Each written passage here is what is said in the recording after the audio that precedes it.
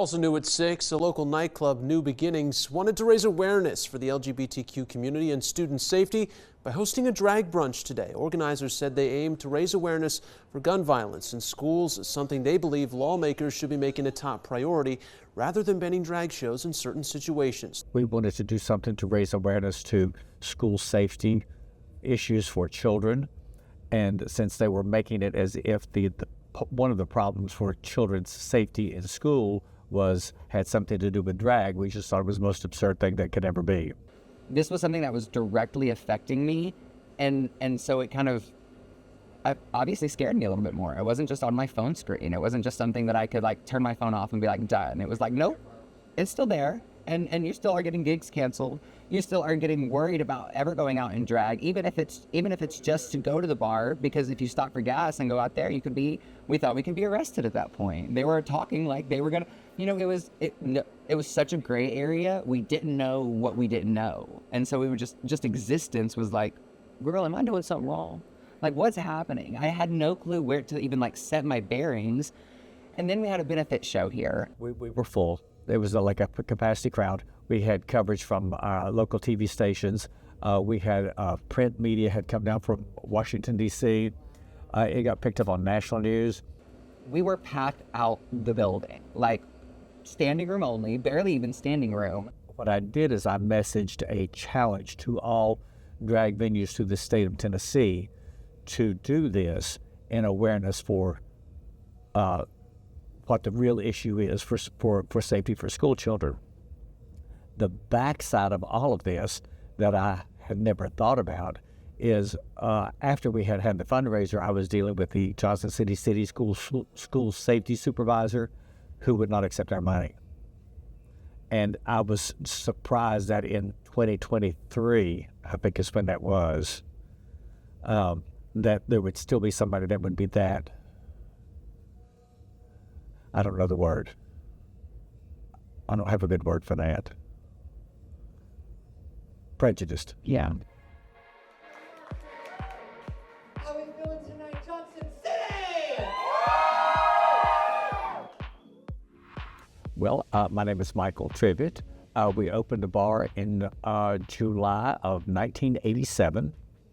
So we've been here for a good little bit. At the time, we were not particularly welcomed by the city. It was a little bit of a problem trying to get our permits and licensing.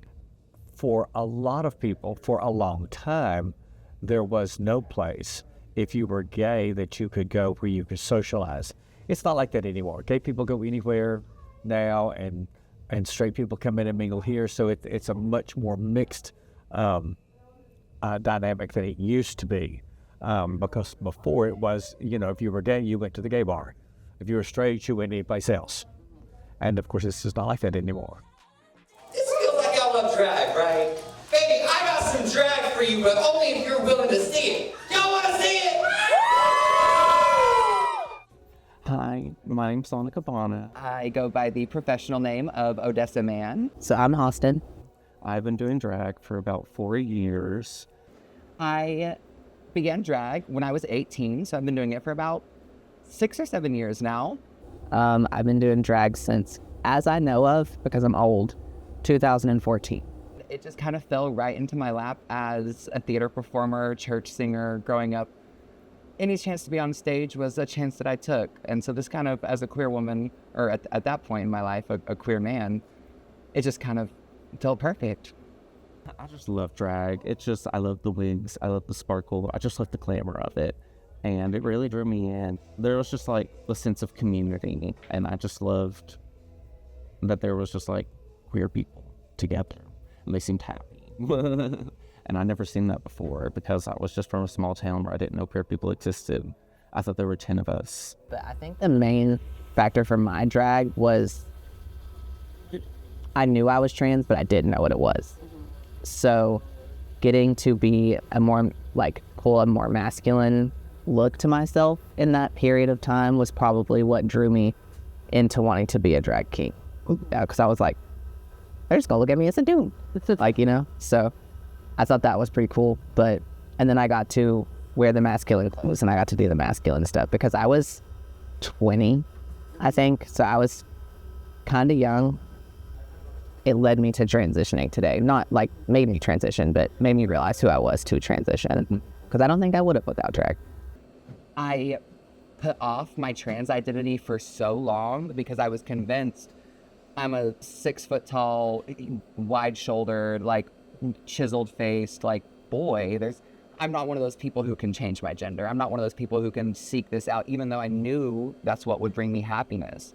So I poured it all into Odessa and said, this is the way I can express my femininity and just be happy with living 2 lives, because at least I get that one life, even if it's only after 10 p.m.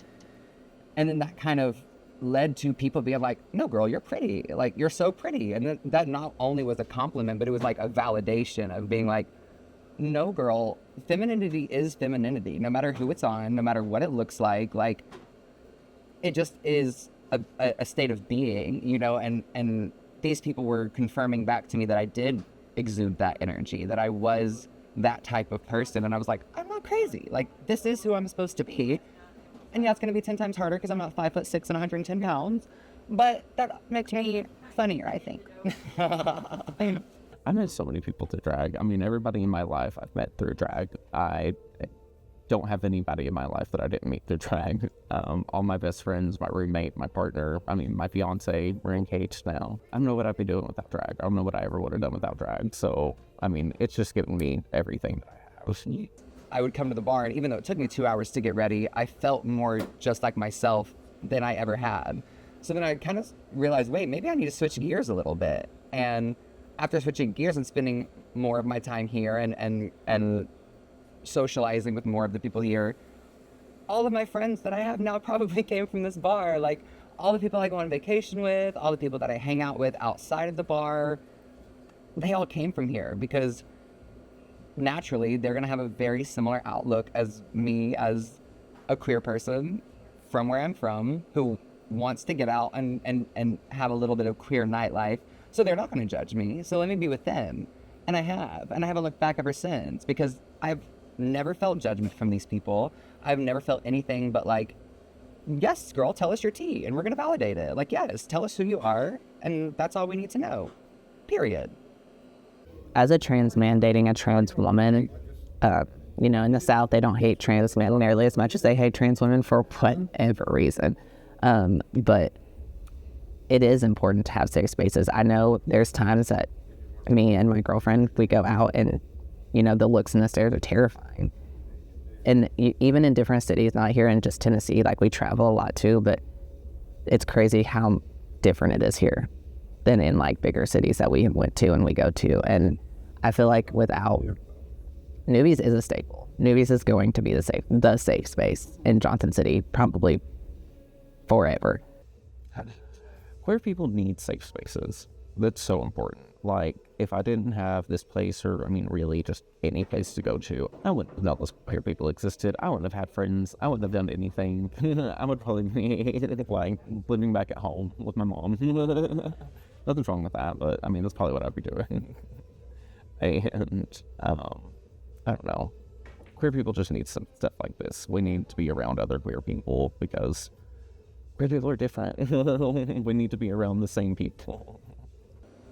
I think it really, it's unfortunate, but also lends itself to the entity that New Beginnings has become, because we are in the South, and we are the only gay bar within probably 80, 90 miles of here in any direction that you go. So while that is extremely, like, isolating, and you would think, oh, that's the only place I can go, that's all I can do. Well, yeah, but also everyone else within that 80-mile range is the exact same way. So you're going to see all kinds of new people all the time. You're going to see perspectives from Virginia, North Carolina, Georgia, Kentucky, because it's kind of like the watering hole for our community almost, where this is where we can come and know for a fact we're going to be surrounded by gay people. We're going to be able to unleash ourselves, just be and be accepted as that.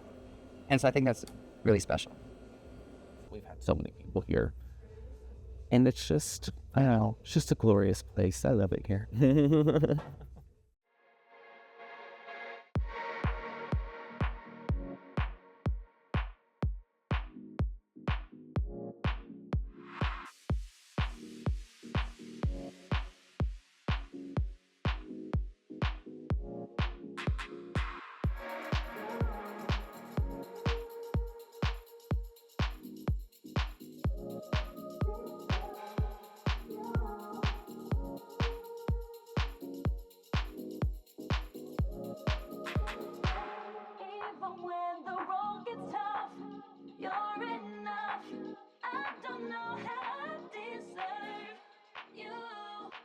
know I love